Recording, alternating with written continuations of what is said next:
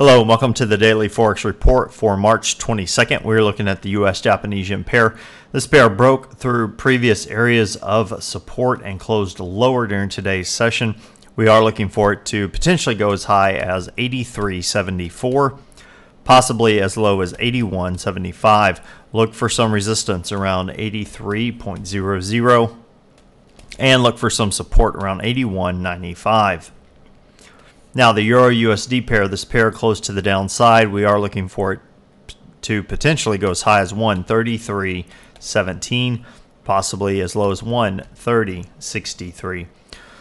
Look for this pair to hit some resistance around 132.75 and look for some support to come in around 131.25. Now the pound US dollar pair, it closed down during today's session, has a pretty decent tail on it. Pulled back significantly prior to the close. Look for it to potentially go as high as 159.51, possibly as low as 157.08. Look for some resistance around 159.15 and look for some support around 157.50. Now the US Swiss, this pair surged to the upside but closed just a little bit up from its open. Look for it to potentially go as high as 0.9227, possibly getting down to 0.9045. Look for some resistance to the upside at 0.9175 and look for some support around 0.9075. Okay, now as far as news announcements go, we do have some news announcements tomorrow. We have the Bank of Canada releasing their consumer price index for February at 7 a.m. Eastern. Consensus on that is that it has moved higher from 2.5% to 2.7%.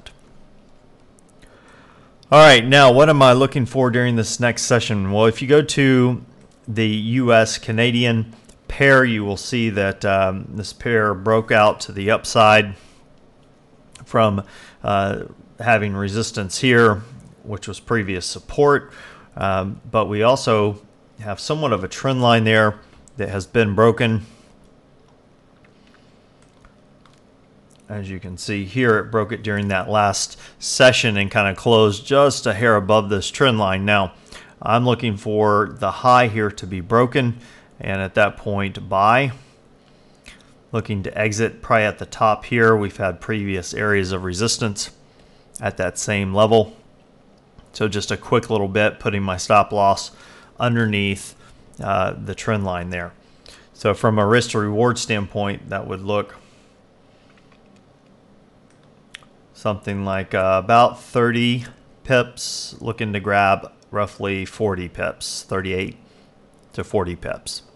Well, I hope that helps, and until next time, this is Jason Fielder. Good trading.